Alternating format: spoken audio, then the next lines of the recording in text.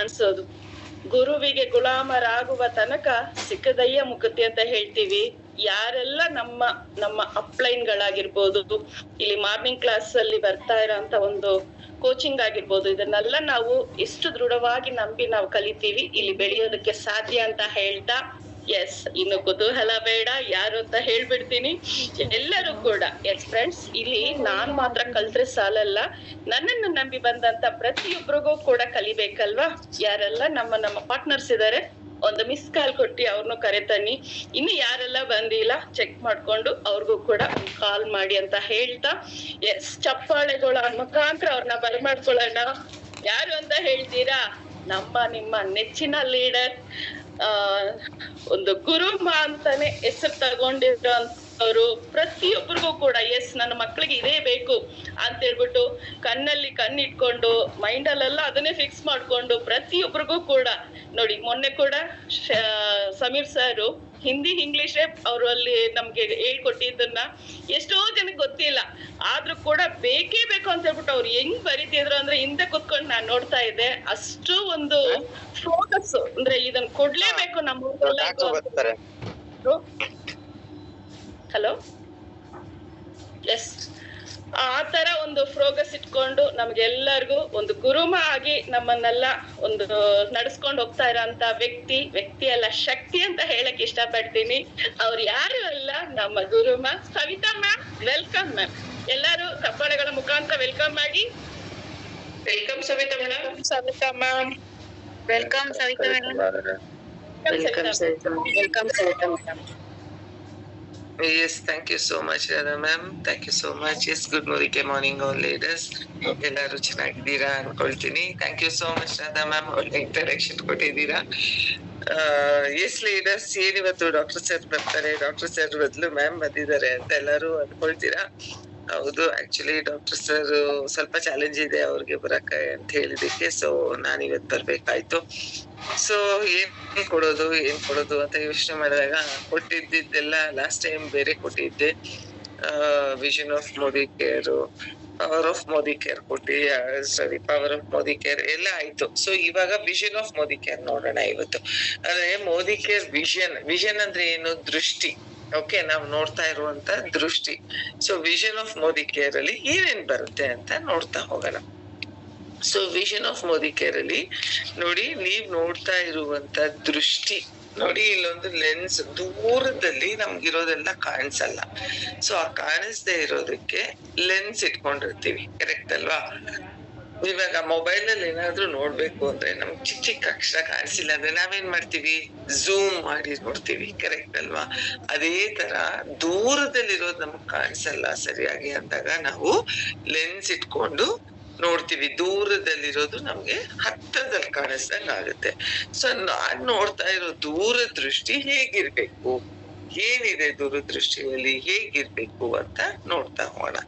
So ದೂರದೃಷ್ಟಿ ಬಗ್ಗೆ Mother Teresa ಹೇಳಿರುವುದೇನು? ಮ್ಯಾಮ್ ವಾಯ್ಸ್ ಕ್ಲಿಯರ್ ಇದೆಯಾ? ಕ್ಲಾರಿಟಿ ಇದೆಯಾ ಮ್ಯಾಮ್? ಎಸ್ ಮ್ಯಾಮ್, ಕ್ಲಾರಿಟಿ ಇದೆ. Thank you ma'am, thank you so much. So ದೂರದೃಷ್ಟಿ ಬಗ್ಗೆ ಮದರ್ ತೆರೇಸಾ ಹೇಳಿರೋದು ಏನು? ಮದರ್ ತೆರೇಸಾ ಯಾರು ಅಂತ ನನ್ಗೆ ನಿಮ್ಗೆ ಎಲ್ಲರಿಗೂ ಗೊತ್ತು, ಎಲ್ಲಾರ್ಗು ಮದರ್ ಆಗಿರೋರು ಇವ್ರು ಅಲ್ವಾ? ಸೊ ಇವ್ರು ಏನ್ ಹೇಳಿದ್ದಾರೆ ಅಂತ ನೋಡ್ತಾ ಹೋಗೋಣ. ಕಣ್ಣು ಕಳೆದುಕೊಳ್ಳುವುದು ದೊಡ್ಡ ದುರಂತವಲ್ಲ, ಕಣ್ಣು ಇದ್ದು ದೂರದೃಷ್ಟಿ ಕಳೆದುಕೊಳ್ಳುವುದು ದೊಡ್ಡ ದುರಂತ ಅಂತ ಹೇಳಿದ್ದಾರೆ. ನೋಡಿ ಎಷ್ಟು ಚೆನ್ನಾಗಿ ಹೇಳಿದ್ದಾರೆ ಮದರ್ ತೆರೇಸಾ ಅವರು. ನಾನು ಕಣ್ಣು ಕಳೆದುಕೊಳ್ಳುವುದು ದೊಡ್ಡ ದುರಂತ ಅಲ್ಲ ಅಂದ್ರೆ, ಕಣ್ಣಿದ್ದು ಅದನ್ನ ನಾನು ಕಳ್ಕೊಂಡ್ಬಿಟ್ಟೆ ಅಂದ್ರೆ ಅದು ದುರಂತ ಅಲ್ವೇ ಅಲ್ಲ. ಆದ್ರೆ ನನ್ನ ಕಣ್ಣಿದ್ದು ಸಹ ನಾನ್ ದೂರದೃಷ್ಟಿನ ಯಾವಾಗ ಕಳೆದುಕೊಳ್ತೀನೋ, ಅಂದ್ರೆ ಲಾಂಗ್ ವಿಷನ್ ಯಾವಾಗ ಇಟ್ಕೊಳ್ಳೋದ್ ನಾನ್ ಕಳ್ಕೊಳ್ತೀನೋ, ಕಣ್ಣು ಕಳ್ಕೊಂಡಿದ್ದಕ್ಕಿನ ದೊಡ್ಡ ದುರಂತ ಇದು ಅಂತ ಮದರ್ ತೆರೇಸಾ ಅವರು ಹೇಳಿರುವಂತದ್ದು. ಅದರ ಜೊತೆಗೆ ಸ್ಟೋರಿ ಆಫ್ ಪ್ರಿನ್ಸೆಸ್ ಸ್ವಯಂವರದ ಸ್ಟೋರಿ ಯಾವಾಗ್ಲೂ ಹೇಳಿದೀನಿ. ಸ್ವಯಂವರ ಅರೇಂಜ್ ಮಾಡಿರ್ತಾರೆ. ಸ್ವಯಂವರ ಅಂದ್ರೆ ಒಂದು ರಾಣಿಗೆ ಗಂಡನ್ನ ಹುಡುಕುವಂತ ಸಂಭ್ರಮ ಅದು. ಸೊ ಆ ಸ್ವಯಂವರ ಹುಡುಕಿದಾಗ ಒಬ್ಬ ರಾಣಿಗೆ ಸಿಕ್ಕಾಪಟ್ಟೆ ಜನ ಬಂದಿರ್ತಾರೆ, ಅಲ್ಲಿ ಗಂಡುಗಳು ಬಂದಿರ್ತಾರೆ, ಅಲ್ಲಿ ಆಯ್ಕೆ ಮಾಡ್ಕೋಬೇಕು ಅವರು. ಸೊ ಅಲ್ಲಿ ಒಂದು ಏನ್ ಮಾಡ್ತಾರೆ ಅವರು, ಕೆಲವರು ಅಲ್ಲಿರೋ ರಾಜ ಏನ್ ಮಾಡ್ತಾರೆ ಅಂದ್ರೆ ಈ ವಜ್ರ ವೈಡೂರ್ಯ ಚಿನ್ನ ಬೆಳ್ಳಿ ಇದೆಲ್ಲ ಏನ್ ಮಾಡ್ತಾರೆ, ಎಲ್ಲ ಎರಚ್ತಾರೆ. ಎರಚಿಬಿಟ್ಟು ಯಾರು ಜಾಸ್ತಿ ಚಿನ್ನ ಬೆಳ್ಳಿ ವಜ್ರನ ತಗೊಂಡ್ ಬರ್ತೀರೋ ಅವ್ರಿಗೆ ಪ್ರಿನ್ಸೆಸ್ ನ ಕೊಟ್ಟು ಮದ್ವೆ ಮಾಡ್ತೀನಿ ಅಂತ ಹೇಳ್ತಾರೆ. ಸೊ ಅಲ್ಲಿ ಎರಚಿದಾಗ ಏನ್ ಮಾಡ್ತಾರೆ, ಅಲ್ಲಿ ಬಂದವ್ರೆಲ್ಲ ಚಿನ್ನ ಬೆಳ್ಳಿ ವಜ್ರ ವೈಡೂರ್ಯ ಇದೆ ಓಡೋಗಿ ಎಲ್ಲ ಎತ್ಕೊಂಡ್ ಬರಕ್ಕೆ ಸ್ಟಾರ್ಟ್ ಮಾಡ್ತಾರೆ. ಆದ್ರೆ ಅಲ್ಲಿ ಇರೋರು ಅರ್ಥ ಮಾಡ್ಕೋಬೇಕಾಗಿತ್ತು. ಏನ್ ಅರ್ಥ ಮಾಡ್ಕೋಬೇಕಾಗಿತ್ತು, ರಾಣಿ ಅಂತ ಇಲ್ಲಿ ಒಬ್ಬ ಪ್ರಿನ್ಸೆಸ್ನೇ ನಾನ್ ಬಿಟ್ಟು ಚಿನ್ನ ವಜ್ರ ವೈಡೂರ್ಯ ಹಿಂದೆ ನಾನ್ ಹೋಗ್ಬೇಕಾ, ರಾಣಿನೇ ನಾನ್ ಆಯ್ಕೆ ಮಾಡ್ಕೊಂಡ್ರೆ ಎಲ್ಲಾ ನನಗ್ ಸಿಕ್ಕತ್ತಲ್ಲ ಅಂತ ಅವರು ಯೋಚನೆ ಮಾಡಿರಲ್ಲ. ಸೊ ಅದಕ್ಕೆ ಅವ್ರು ಹೇಳೋದು ದೂರದೃಷ್ಟಿ, ಲಾಂಗ್ ವಿಷನ್ ಯಾವಾಗ್ಲೂ ನಾನು ಯೋಚನೆ ಮಾಡ್ಬೇಕು ಅಂತ. ಅದನ್ನೇ ಸ್ಟೋರಿ ಆಫ್ ವಿಷನರಿ ಕಿಂಗ್, ಅಂದ್ರೆ ಆ ಕಿಂಗ್ ಹೇಗ್ ಯೋಚನೆ ಮಾಡ್ತಾರೆ ಅಂತ ಹೇಳಿರೋ ಅಂತದ್ದು. The man without a vision will perish soul. ಒಬ್ಬ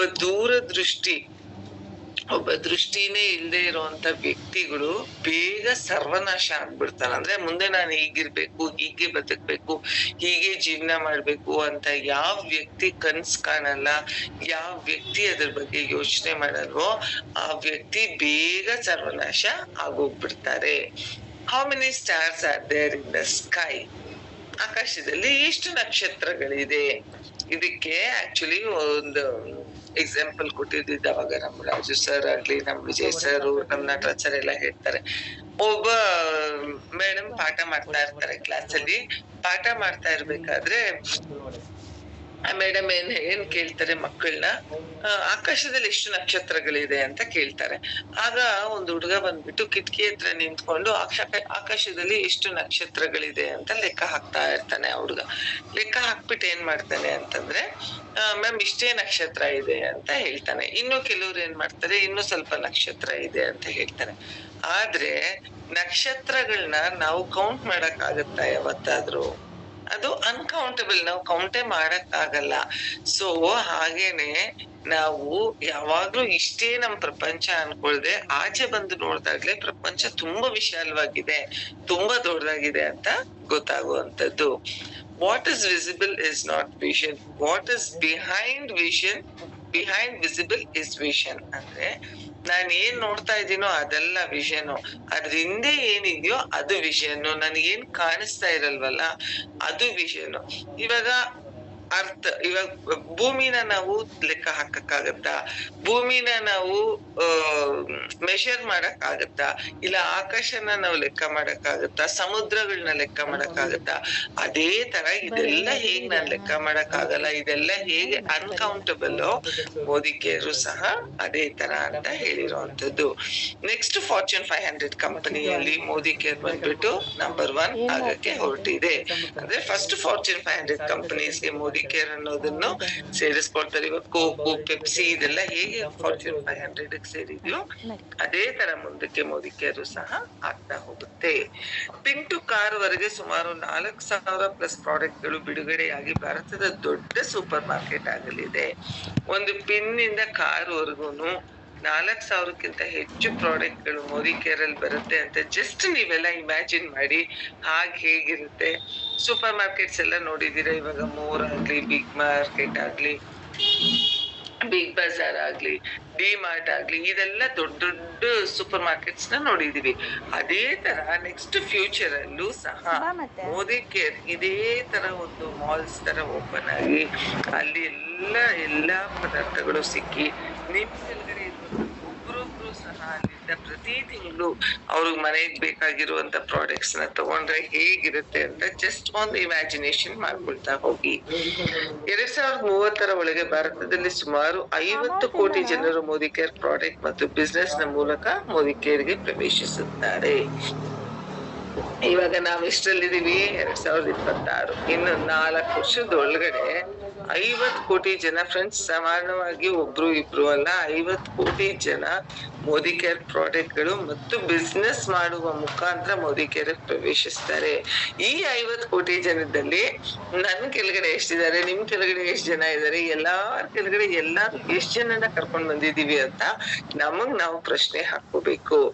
ಸೊ ನೆಟ್ವರ್ಕ್ ಮಾರ್ಕೆಟಿಂಗ್ ಉದ್ಯಮ 2025 ವೇಳೆಗೆ ಭಾರತದಲ್ಲಿ 65,000 ಕೋಟಿ ಆಗಲಿದೆ. ಇದರಲ್ಲಿ 25,000 ಕೋಟಿ ಹಣ ಸಾಮಾನ್ಯ ಜನರಿಗೆ ಸೇರುತ್ತೆ. ಎಂತ ಖುಷಿಯಾದ ವಿಷಯ ನೋಡಿ ಇದು. ಎಲ್ಲಾರು ನೆಟ್ವರ್ಕ್ ಮಾರ್ಕೆಟಿಂಗ್ ಮಾಡ್ತೀವಿ, ಅದರಲ್ಲಿ 2025 ಅಂದ್ರೆ ಆಗೋಯ್ತಿದ್ದು. ಸೊ ಫ್ಯೂಚರ್ ಅಲ್ಲಿ ಆಗುತ್ತೆ, ಇನ್ನೊಂದು 2-3 years ಅಲ್ಲಿ ಹಾಗೆ ಆಗುತ್ತೆ ಇದು. ಇಡೀ ಇಂಡಿಯಾ ಅಲ್ಲಿ 65,000 ಕೋಟಿ ಜನ ಏನಾಗುತ್ತೆ, 65,000 ಕೋಟಿ ಜನ ಇದ್ರಲ್ಲಿ ಸೇರ್ಕೊಳ್ತಾರೆ. ಅದ್ರಲ್ಲಿ 25,000 ಕೋಟಿ ಜನ ಏನಾಗುತ್ತೆ, ಸಾಮಾನ್ಯ ಜನರಿಗೆ ಈ ಹಣ ಹೋಗಿ ಸೇರುತ್ತೆ. ನಾವೇನ್ ಹೇಳ್ತೀವಿ, ಕ್ಯಾಶ್ ಬ್ಯಾಕ್ ಬರುತ್ತೆ, ನಿಮ್ಗೆ ಇನ್ಕಮ್ ಬರುತ್ತೆ ಅಂತ. ಎಲ್ಲಾ ಸಾಮಾನ್ಯವಾದಂತ ಜನರಿಗೆ ಇದೆಲ್ಲ ಈ ಹಣ ಹೋದ್ರೆ ಹೇಗಿರುತ್ತೆ ಚೆಕ್ ಮಾಡ್ಕೊಳ್ಳಿ. 1000 ದಿನಗಳಲ್ಲಿ 10,000 ಕಾರುಗಳ ಲೀಡರ್ಗಳಿಗೆ ಕಾರ್ ಫಂಡ್ ಮುಖಾಂತರ ಕೊಡಲಾಗುವುದು. 1,000 ದಿನದಲ್ಲಿ 10,000 ಕಾರ್ಗಳನ್ನ ಲೀಡರ್ಗೆ ಕಾರ್ ಫಂಡ್ ಮುಖಾಂತರ, ನಾವ್ ಹೇಳ್ತೀವಿ ನನಗ್ ಬೇಕಾಗಿರುವ ಕನ್ಸ್ಕೊಂಡಂತ ಕಾರು, ಮನೆ ಎಲ್ಲ ಮೋದಿ ಕೇರ್ ಕೊಡ್ತಾ ಇದೆ. ಅದೇ ತರ ಕಾರ್ ಬಂದ್ಬಿಟ್ಟು ಪ್ರತಿಯೊಬ್ಬರಿಗೂ ಕೊಟ್ರೆ ಹೇಗಿರುತ್ತೆ. ಸಮೀರ್ ಸರ್ ಯಾವಾಗ್ಲೂ ಹೇಳ್ತಿರ್ತಾರೆ, ರಾಜು ಸರ್ ಯಾವಾಗ್ಲೂ ಹೇಳ್ತಿರ್ತಾರೆ, ಪ್ರತಿಯೊಂದ್ ರೋಡಲ್ಲೂ ಮೋದಿ ಕೇರ್ ಕಾರ್ ಓಡಾಡ್ತಾ ಇರ್ಬೇಕು, ಪ್ರತಿಯೊಂದ್ ಕಡೆ ನೋಡ್ದಾಗ್ಲೂ ಮೋದಿ ಕೇರ್ ಕಾರ್ ಓಡಾಡ್ತಾ ಇರ್ಬೇಕು. ಒಂದಿನ ನಾನ್ ಆಚೆ ಹೋದ್ರೆ ನಂಗೆ 10 ಕಾರ್ ಮೋದಿ ಕೇರ್ದೆ ಕಾಣಿಸ್ಬೇಕು ಅಂತ. ಆ ತರ ಇದ್ರೆ ಹೇಗಿರುತ್ತೆ ಚೆಕ್ ಮಾಡ್ಕೊಳ್ತಾ ಹೋಗಿ. ಸೂಪರ್ ಮಾರ್ಕೆಟ್ ಅಂಡ್ ಮೆಡಿಕಲ್ ಶಾಪ್ಗಳ ವಹಿವಾಟು ಬೆಳೆಯುತ್ತಿರುವ ಹಾಗೆ ಮೋದಿ ಕೇರ್ ಬಿಸ್ನೆಸ್ ಸಹ ಬೆಳೆಯಲಿದೆ. ಇವಾಗ supermarkets, medical, supermarket ಎಲ್ಲಿಲ್ಲ, ಎಲ್ಲ ಕಡೆ ಇರುತ್ತೆ. ಅದಕ್ಕೆ ಹೋಗೋರು ಯಾರು, ನಾವೇ ಅಲ್ವಾ. ನಾವು ದಿನನಿತ್ಯ ವಸ್ತುಗಳು ಬೇಕೇ ಬೇಕಲ್ಲಿಲ್ಲ. ಹಾಗೆ ಮೆಡಿಕಲ್ ಶಾಪ್ಸ್ಗೆ ಎಷ್ಟು ಹೋಗ್ತೀವಿ ನಾವು, ಬೇಕೇ ಬೇಕು, ಅವಶ್ಯಕತೆ ತುಂಬಾ ಇದೆ. ಸೊ ಈ 2 ಬಿಸ್ನೆಸ್ ಹೇಗ್ ಗ್ರೋತ್ ಆಗ್ತಾ ಇದೆಯೋ ಅದೇ ತರಾನೇ ಮುಂದಕ್ಕೆ ನಮ್ಮ ಮೋದಿ ಕೇರ್ ಬಿಸ್ನೆಸ್ ಸಹ ಗ್ರೋತ್ ಆಗ್ತಾ ಇದೆ. ಸ್ವಲ್ಪ ಚೆಕ್ ಮಾಡಿ, ಯಾರ್ದು ಅನ್ಮ್ಯೂಟ್ ಆಗಿದೆ, ಯಾರಾದ್ರೂ ಚೆಕ್ ಮಾಡಿ. ಕೋಹೋಸ್ಟ್ ಕೊಟ್ಟಿದ್ದೀನಿ, ಲೀಡರ್ಸ್ ಯಾರಾದ್ರೂ ಚೆಕ್ ಮಾಡಿ ಮ್ಯೂಟ್ ಮಾಡಿ. Okay. Hindustan liver limited company ತನ್ನ ಮಾರ್ಕೆಟಿಂಗ್ ಶೇರ್ ಕಳೆದುಕೊಂಡು ಎಂಎಲ್ಎಂಗೂ ಬಂದರು. ಹಿಂದೂಸ್ತಾನ್ ಲಿವರ್ ಲಿಮಿಟೆಡ್ ಎಷ್ಟು ದೊಡ್ಡ ಕಂಪನಿ ಅಂತ ಗೊತ್ತಲ್ವಾ. ಅವರು ಸಹ ಅವ್ರ ಮಾರ್ಕೆಟಿಂಗ್ ಶೇರ್ ನ ಕಳೆದುಕೊಂಡಾಗ ಅವ್ರ ಎಂಎಲ್ಎಂ ಅಂದ್ರೆ ಮಲ್ಟಿ ಲೆವೆಲ್ ಮಾರ್ಕೆಟಿಂಗ್ ಬಗ್ಗೆ ಬಂದು ಮಾಡಿದ್ದು. ಭಾರತ ಸರ್ಕಾರ ಕೆಲವು ಕಟ್ಟುನಿಟ್ಟಾದ ಕಾನೂನುಬದ್ಧ ಸಂವಿಧಾನ ನೆಟ್ವರ್ಕ್ ಮಾರ್ಕೆಟಿಂಗ್ ಬಿಸ್ನೆಸ್ಗೆ ಸದ್ಯದಲ್ಲಿಯೇ ಬರಲಿದೆ. ಅಂದ್ರೆ ಗೌರ್ಮೆಂಟ್ ಗೈಡ್ ಲೈನ್ಸ್ ಹಾಕುತ್ತೆ ಕೆಲವೊಂದು. ಅಂದ್ರೆ ಏನ ಗೈಡ್ ಲೈನ್ಸ್ ಅಂತಂದ್ರೆ, ನೆಟ್ವರ್ಕ್ ಮಾರ್ಕೆಟಿಂಗ್ ಮಾಡಿದಾಗ ನೀವು ಇದೇ ತರ ಮಾಡ್ಬೇಕು ಅಂತ ಕಟ್ಟುನಿಟ್ಟಾದ ಕ್ರಮಬದ್ಧ ಇದು ಕಾನೂನುಬದ್ಧ ಸಂವಿಧಾನನ ಮಾಡ್ತಾ ಹೊರಡುತ್ತೆ. Ordinary student to famous doctor Santosh Shetty. ನಾನು ಇದನ್ನ ಯಾವಾಗ್ಲೂ ಹೇಳಿದೀನಿ, ಸಂತೋಷ್ ಶೆಟ್ಟಿ ಇದು ಸ್ಟೋರಿ. ಒಬ್ಬ ಸಾಧಾರಣವಾದಂತ ವ್ಯಕ್ತಿ ಓದ್ತಾ ಇರ್ಬೇಕಾದ್ರೆ, ನಾನು ಓದ್ತಾ ಇದ್ದೀನಿ ಅಂದ್ರೆ ಅವ್ರಿಗೆ ಇಂಟ್ರೆಸ್ಟೇ ಬರ್ತಿರ್ಲಿಲ್ಲ. ಅವ್ರ ತಂದೆ ತಾಯಿ ಪುಷ್ ಮಾಡ್ತಾರೆ, ಓದಿ ಮಾಡಿ ಎಲ್ಲಾ ಮಾಡಿ ಅಂತ ಹೇಳ್ತಾ ಇರ್ತಾರೆ. ಬಟ್ ಆ ವ್ಯಕ್ತಿಗೆ ನಾನು ಓದ್ಬೇಕು ಅನ್ನೋ ಇಂಟ್ರೆಸ್ಟೇ ಇರಲ್ಲ. ಒಂದು ಸಾಮಾನ್ಯವಾಗಿ ಹಂಗೆ ಓದ್ಕೊಂಡು ಹೋಗ್ತಾ ಇರ್ತಾರೆ. ಆಗ ಅವ್ರ ತಂದೆ ಒಂದಿನ ಕುಡ್ಸಿ ಹೇಳ್ತಾರೆ, ನೀವು ಓದ್ಬೇಕಾದ್ರೆ ನಾನು ಒಂದಿನ ಓದಿಲ್ಲ ಅಂದ್ರೆ ನನಗೆ ಇಷ್ಟು ಲಾಸ್ ಆಗುತ್ತೆ, ನಾನು ಒಂದಿನ ನನ್ ಕೆಲ್ಸ ಮಾಡಿಲ್ಲ ಅಂದ್ರೆ ನನಗೆ ಇಷ್ಟು ಲಾಸ್ ಆಗುತ್ತೆ. ಇದೆಲ್ಲ ಲಾಸ್ ಅಂದ್ರೆ ನಿಮ್ಮ ಅಕೌಂಟ್ ಅಲ್ಲಿ ಇವಾಗ ಇಷ್ಟು ಹಣ ಇದೆ, ನೀವು ಒಂದಿನ ಓದಿಲ್ಲ ಅಂದ್ರೆ ನಿಮ್ಗೆ 1 ಲಕ್ಷ ಲಾಸ್ ಆಗುತ್ತೆ, ಇನ್ನೊಂದಿನ ಓದಿಲ್ಲ ಅಂದ್ರೆ ಮತ್ತೊಂದ್ ಲಕ್ಷ ಲಾಸ್ ಆಗುತ್ತೆ ಅಂತ ಈ ತರ ನೀತಿ ಪಾಠ ಹೇಳಿದಾಗ ಆ ಆರ್ಡಿನರಿ ಸ್ಟೂಡೆಂಟ್ ಬಂದು ಎಕ್ಸ್ಟ್ರಾರ್ಡಿನರಿಯಾಗಿ ಓದಕ್ ಸ್ಟಾರ್ಟ್ ಮಾಡಿ ರ್ಯಾಂಕ್ ಬಂದು ಮುಂದಕ್ಕೆ ಅವರು ಒಂದು ಡಾಕ್ಟರ್ ಅಂತ ತಗೊಂಡಿದ್ದು, ಅವರೇ ಡಾಕ್ಟರ್ ಸಂತೋಷ್ ಅಂತ ಆಗಿರುವಂತದ್ದು. ಸೊ ಈ ತರ ತುಂಬಾ ಸ್ಟೋರೀಸ್ ಬರುತ್ತೆ ನಮ್ಗೆ ನೆಟ್ವರ್ಕ್ ಮಾರ್ಕೆಟಿಂಗ್ ಅಲ್ಲಿ. ಅದ್ರಲ್ಲಿ ಕೆಲವೊಂದು ಸ್ಟೋರೀಸ್ ಇಲ್ಲಿ ಮೆನ್ಷನ್ ಮಾಡಿರೋದು. You cannot stop an idea whose time has come.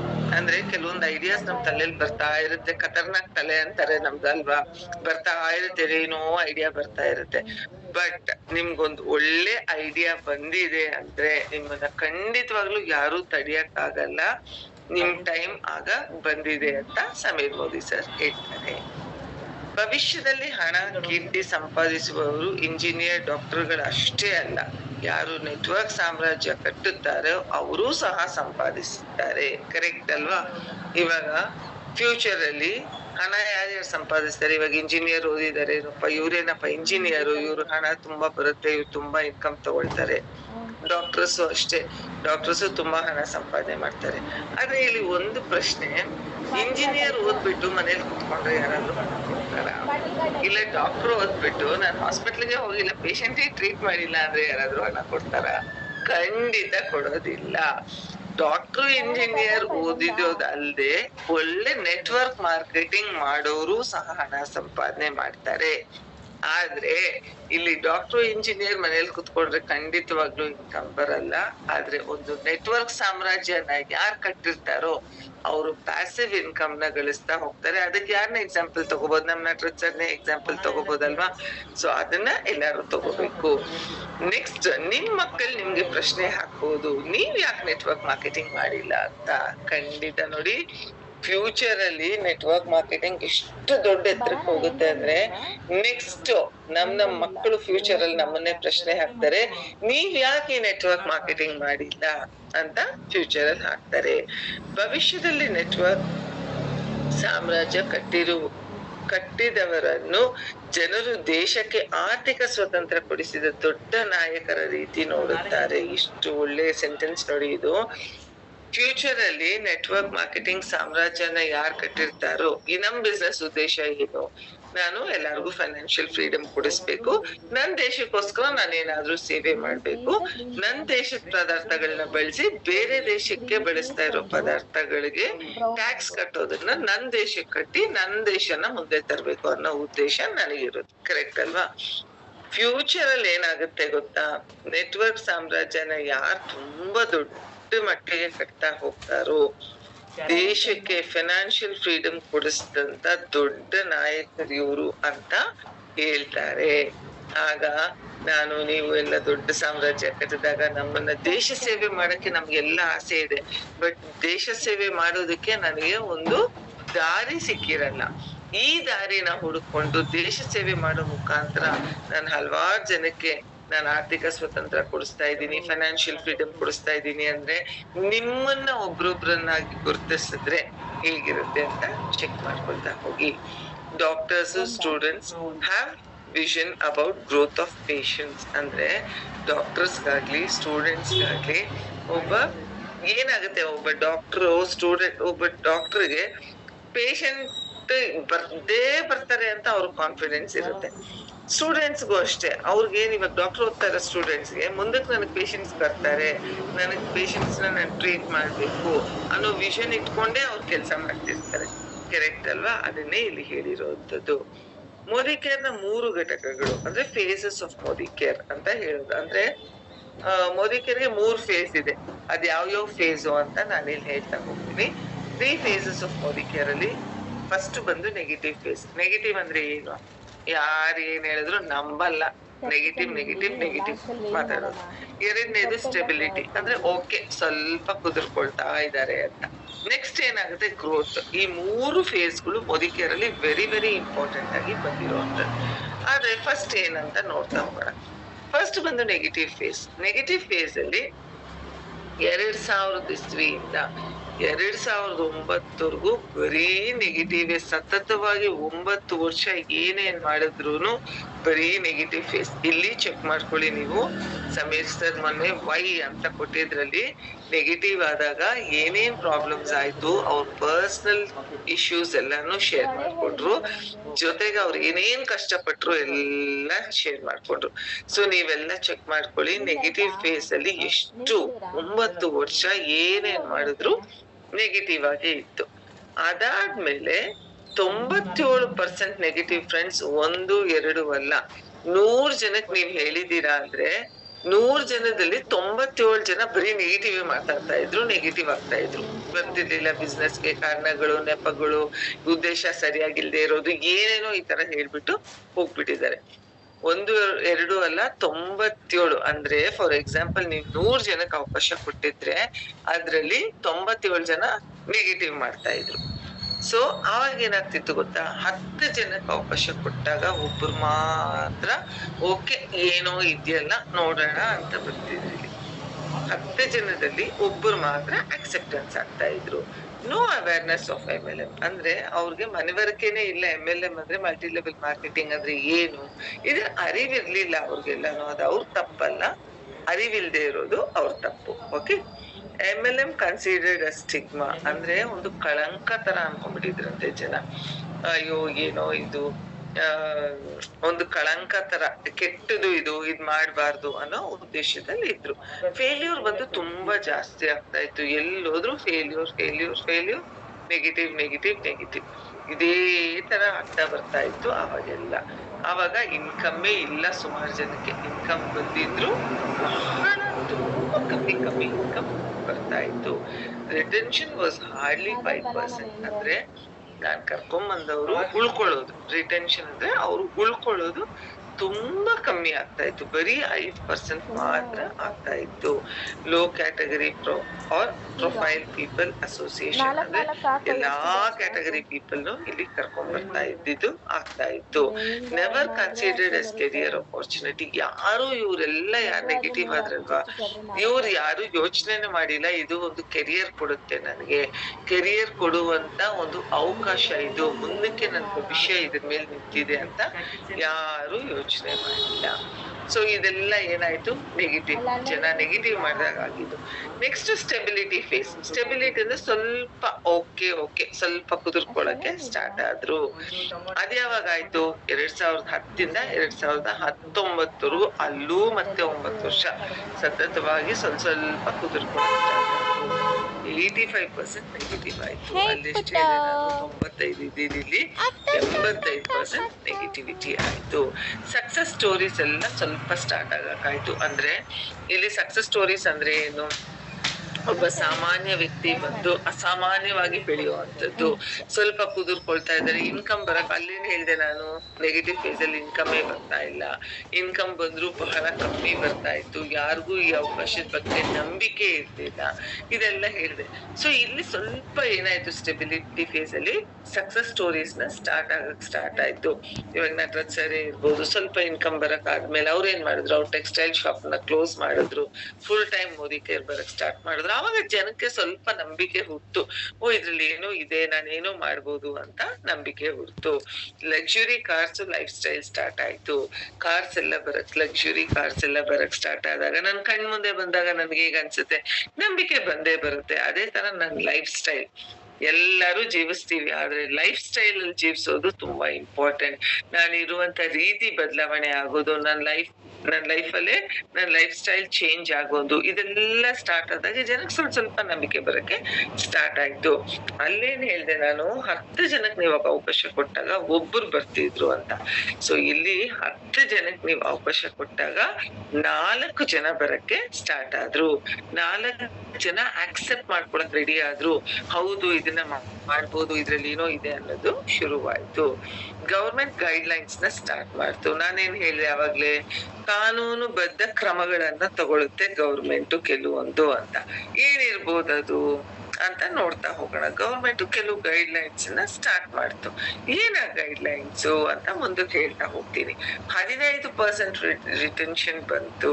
ಅಲ್ಲಿ ಎಷ್ಟು ಹೇಳ್ದೆ, ತುಂಬಾ ಕಮ್ಮಿ ಹೇಳ್ದೆ. ಆದ್ರೆ ಇಲ್ಲಿ 15% ರಿಟೆನ್ಷನ್ ಅಂದ್ರೆ ವಾಪಸ್ ಉಳ್ಕೊಳ್ಳೋರು ಬಂದ್ರು. ನೆಕ್ಸ್ಟ್ ಸ್ಟೆಬಿಲಿಟಿ ಆದ್ಮೇಲೆ ಏನಾಯ್ತು, ಗ್ರೋತ್ ಫೇಸ್ ಬಂತು. ಅಂದ್ರೆ ಸ್ವಲ್ಪ ಗ್ರೋತ್ ಆಗ್ತಾ ಹೋಯ್ತು.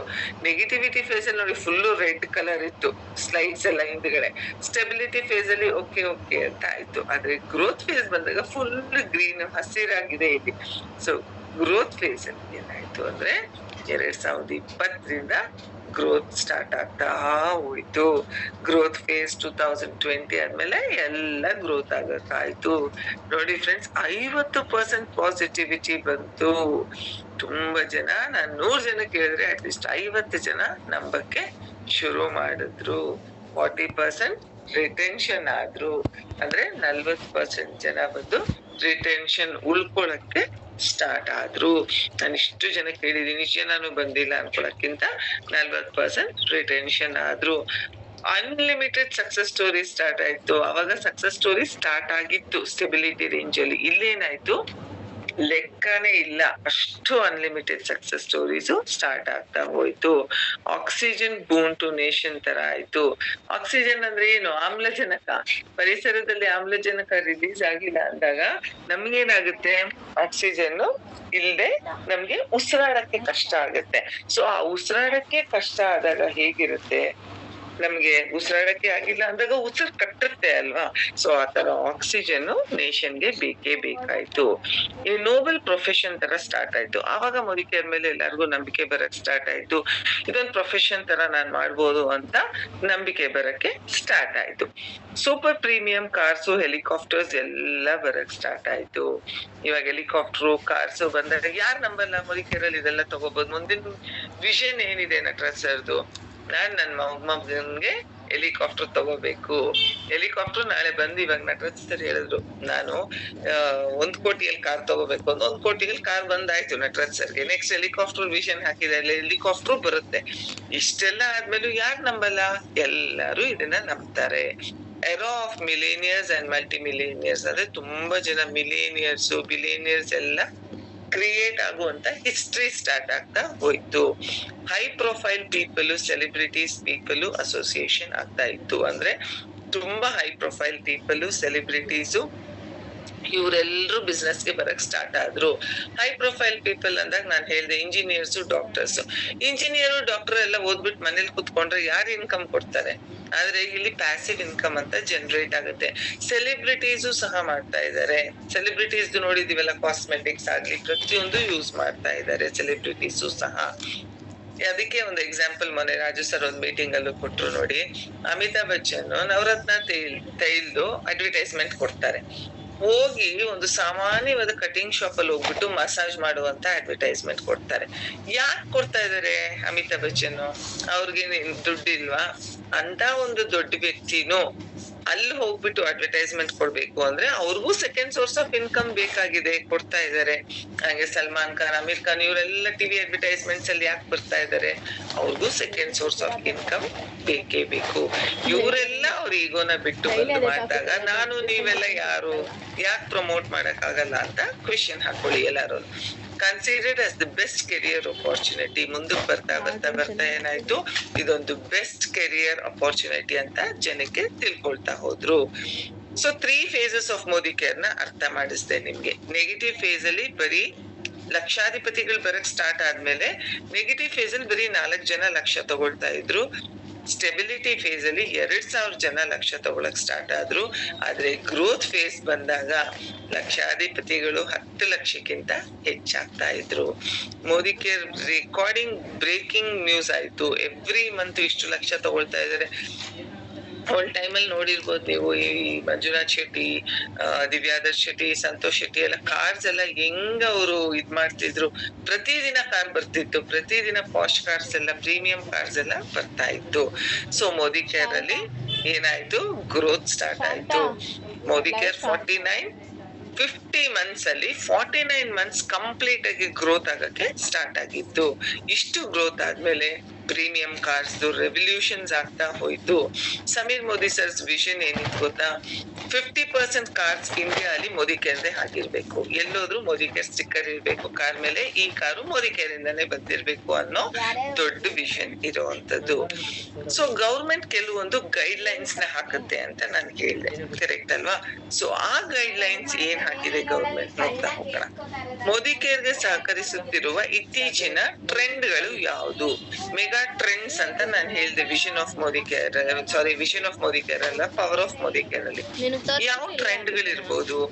ಗೌರ್ಮೆಂಟ್ ಯಾವ್ದಕ್ ಸಪೋರ್ಟ್ ಮಾಡ್ತಾ ಇದೆ? ಲೇಟೆಸ್ಟ್ ಟ್ರೆಂಡ್ಸ್ ಸಪೋರ್ಟ್ ಮಾಡ್ತಾ ಇರೋದು ಅದು ಮೋದಿ ಕೇರ್ ಅಲ್ಲಿ. ಅಂದ್ರೆ ವೋಕಲ್ ಫಾರ್ ಲೋಕಲ್ ಅಂತ ಹೇಳ್ತಾ ಇದೀವಲ್ಲ, ಎಲ್ಲ ನಾವು ಸ್ವದೇಶಿ ವಸ್ತುಗಳನ್ನ ಯೂಸ್ ಮಾಡ್ಬೇಕು, ಮೇಕ್ ಇನ್ ಇಂಡಿಯಾ ಮಾಡ್ಬೇಕು ಅಂತ ಪ್ರತಿಯೊಂದು ನಡೀತಾ ಇರುವಂತದ್ದು. ಯಾಕೆ ವೋಕಲ್ ಫಾರ್ ಲೋಕಲ್ ಅಂತ ಹೇಳ್ತಾ ಇದೀವಿ? ನಾವು ನಮ್ ಸ್ವದೇಶಿ ವಸ್ತುಗಳನ್ನ ಯೂಸ್ ಮಾಡಿ ನನ್ ದೇಶನ ಮುಂದೆ ತಗೊಂಡ್ ಬರ್ದೆ ಬೇರೆ ಯಾವ್ದೋ ದೇಶದಲ್ಲಿ ತಯಾರಾಗಿರೋ ವಸ್ತುನ ಬಳಸಿ ಆ ದೇಶನ ಯಾಕೆ ನಾನ್ ಮುಂದೆ ತರಬೇಕು? ಅದೇ ಏನೇ ಕಾಣಿಕೆ ಇದ್ರು ನಾನ್ ನನ್ ದೇಶಕ್ಕೆ ಒಂದು ಕಾಂಟ್ರಿಬ್ಯೂಷನ್ ಮಾಡಿದ್ರೆ ಹೇಗಿರುತ್ತೆ ಚೆಕ್ ಮಾಡ್ಕೊಳ್ಳಿ ಫ್ರೆಂಡ್ಸ್. ನಿಮಗ್ ನೀವು ಕ್ವೆಶ್ಚನ್ ಹಾಕೊಳ್ಳಿ. ಡಿಜಿಟಲ್ ಇಂಡಿಯಾ ಅಂತ ಆಗಿರೋದು, ಪವರ್ ಟು ಎಂಪವರ್. ಅಂದ್ರೆ ಒಂದ್ ನಿಮಿಷ. ಡಿಜಿಟಲ್ ಟು ಇಂಡಿಯಾ ಅಂದ್ರೆ ಏನು? ಎಲ್ಲ ಡಿಜಿಟಲ್ ಆಗಿರೋಂಥದ್ದು ಇವಾಗ, ಕರೆಕ್ಟ್ ಅಲ್ವಾ? ಪ್ರತಿಯೊಂದು ಡಿಜಿಟಲ್ ಆಗಿರೋದು. ಅದೇ ತರನು ಪ್ರತಿಯೊಂದು ಮೋದಿ ಕೇರ್ ಅಲ್ಲೂ ಫಸ್ಟ್ ಎಲ್ಲ ಹೇಗಿತ್ತು, ಎಲ್ಲ ಆಫ್ಲೈನ್ ಕ್ಲಾಸಸ್ ಹೋಗಿ ಅಟೆಂಡ್ ಮಾಡ್ತಿದ್ರಿ, ಈಗ ಎಲ್ಲ ಆನ್ಲೈನ್ ಕ್ಲಾಸಸ್ ಎಲ್ಲಿ ಕೂತಿದ್ರು ನೀವು ಅಟೆಂಡ್ ಮಾಡ್ತಿದ್ದೀರಾ. ನೋಡಿ, ಇಂಡಿಯಾ ಮ್ಯಾಪ್ ಇದೆ ಇಲ್ಲಿ. ಇಂಡಿಯಾ ಮ್ಯಾಪ್ ಅಲ್ಲಿ ಪ್ರತಿಯೊಬ್ರು ನನ್ ದೇಶದ ಪ್ರಾಡಕ್ಟ್ಸ್ ನ ಬಳಸಿದ್ರೆ ನನ್ ದೇಶನ ಹೇಗ್ ಮುಂದೆ ತಗೊಂಡ್ಬರ್ಬೋದು ಚೆಕ್ ಮಾಡ್ಕೊಳ್ಳಿ. ಆತ್ಮನಿರ್ಭರ ಭಾರತ ಅಂತ ಹೇಳ್ತೀವಿ, ಅಂದ್ರೆ ನಾವೆಲ್ಲಾನು work for India, work for local ಅಂತ ಹೇಳ್ತೀವಲ್ಲ, ಎಲ್ಲಾರು ಸೇರಿ ಪ್ರತಿಯೊಬ್ರು ನನ್ ದೇಶಕ್ಕೆ ಕಾಂಟ್ರಿಬ್ಯೂಟ್ ಮಾಡಿದ್ರೆ ನನ್ ದೇಶನ ಹೇಗ್ ತಗೊಂಡ್ಬರ್ಬೋದು ಮುಂದೆ ಚೆಕ್ ಮಾಡ್ಕೊಳ್ತಾ ಹೋಗಿ. ರೂರಲ್ ಅಂಡ್ ವುಮೆನ್ ಎಂಪವರ್ಮೆಂಟ್, ಇವತ್ತು ಪ್ರತಿ ಒಂದ್ರಲ್ಲೂ ಲೇಡೀಸ್ ಫಸ್ಟ್ ಇರುವಂತದ್ದು. ಅದ್ರಲ್ಲೂ ರೂರಲ್ ಅಲ್ಲಿ ಓದು ಬರಹ ಬರ್ದೇ ಇರುವಂತವ್ರು ಸಹ ಏನ್ ಬೇಕಾದ್ರೂ ಸಾಧನೆ ಮಾಡ್ಬೋದು. ಅದಕ್ಕೆಲ್ಲಾನು ಸರ್ಕಾರ ಸಹ ನಿಮ್ಗೆ ಹೆಲ್ಪ್ ಮಾಡ್ತಾ ಇದೆ. ಯೂತ್ ಎಂಪವರ್ಮೆಂಟ್ ಅಂದ್ರೆ ಚಿಕ್ಕ ವಯಸ್ಸಿನವರು ಸಹ ಇದಕ್ಕೆ ಬಂದ್ರೆ, ನಿನ್ನೆ ಆಕ್ಚುಲಿ ಇದ್ರ ಬಗ್ಗೆನೆ ನಮ್ಗೆ ಮಂಜುನಾಥ್ ಸರ್ ಎಕ್ಸ್ಟ್ರಾರ್ಡಿನರಿ ಒಂದು ಲಾಸ್ಟ್ ಅಲ್ಲಿ ಒಂದು ಟಿಪ್ ಕೊಟ್ರು ಯಲಹಂಕ ಆಫೀಸ್ ಅಲ್ಲಿ. ಯೂತ್ಸ್ ಬಂದ್ರೆ ಏನಾಗುತ್ತೆ, ಯೂತ್ಸ್ ಬಂದ್ರೆ ಹೇಗ್ ವರ್ಕ್ ಮಾಡ್ಬೋದು. ಸಾಮಾನ್ಯವಾದವರೆಲ್ಲ 10 ವರ್ಷ 20 ವರ್ಷ ತಗೊಳ್ತಾರೆ 10 ಲಕ್ಷ ಸಂಪಾದನೆ ಮಾಡಕ್ಕೆ. ಯೂತ್ಸ್ ಬಂದ್ರೆ ಈಸಿಯಾಗಿ 5 ರಿಂದ 6 ತಿಂಗಳೊಳಗಡೆ ಅವ್ರು 10 ಲಕ್ಷ ಸಂಪಾದನೆ ಮಾಡ್ಕೊಂಡ್ಬಿಡ್ತಾರೆ ಅಂತ. ಸೊ ಯೂತ್ ಗೆ ತುಂಬಾ ಇಲ್ಲಿ ನಾವು ಹೆಲ್ಪ್ ಮಾಡ್ಬೇಕು. ಸೆಲ್ಫ್ ಎಂಟರ್ಪ್ರಿನರ್ಶಿಪ್ ಆಗ್ಬೇಕು. ನೋಡಿ, ಇಲ್ಲಿರುವಂತ ದೊಡ್ಡ ದೊಡ್ಡ ವ್ಯಕ್ತಿಗಳು, ಅಂಬಾನಿ ಆಗಿರ್ಬೋದು, ಪ್ರತಿಯೊಬ್ಬ ದೊಡ್ಡ ದೊಡ್ಡ ವ್ಯಕ್ತಿಗಳು ಸಹ ಸೆಲ್ಫ್ ಎಂಟರ್ಪ್ರಿನರ್ಶಿಪ್ ತಗೊಂಡಿದ್ದಾರೆ. Skill India, B skilled be independent. ನಾವು ಸ್ಕಿಲ್ ಅಂದ್ರೆ ಸ್ಕಿಲ್ಸ್ ಇದೆ ನಮ್ಮ ಹತ್ರ, ಯೂಸ್ ಮಾಡ್ಕೊಂಡು ಇಂಡಿಪೆಂಡೆಂಟ್ ಆಗಿ ನಾವ್ ಹೇಗ್ ಬದುಕೋದು ನೋಡ್ತಾ ಹೋಗ್ಬೋದು.